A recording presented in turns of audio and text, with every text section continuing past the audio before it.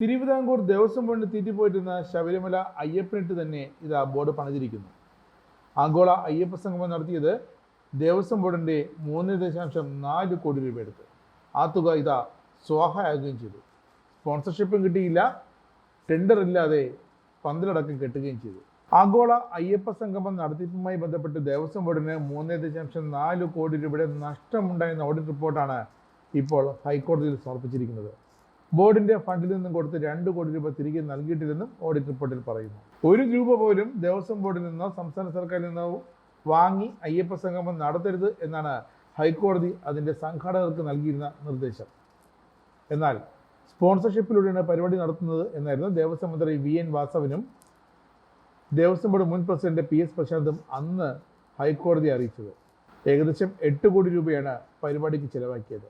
ദേവസ്വം ബോർഡിൻ്റെ സർപ്ലസ് ഫണ്ടിൽ നിന്നും 3.4 കോടി രൂപയും എടുത്തു. ഈ പണം സ്പോൺസർഷിപ്പ് തുക ലഭിക്കുമ്പോൾ തിരികെ നൽകുമെന്ന് ഉറപ്പുണ്ടായിരുന്നു, പക്ഷേ ഇതുവരെ കൊടുത്തിട്ടില്ല. അയ്യപ്പ സംഗമത്തിൻ്റെ കരാർ ഇടത് ആഭിമുഖ്യമുള്ള ഊരാളുങ്കൽ ലേബർ കോൺട്രാക്ട് സൊസൈറ്റിക്ക് തന്നെ കൊടുത്തു, അത് ഒരു ടെൻഡറുമില്ലാതെ.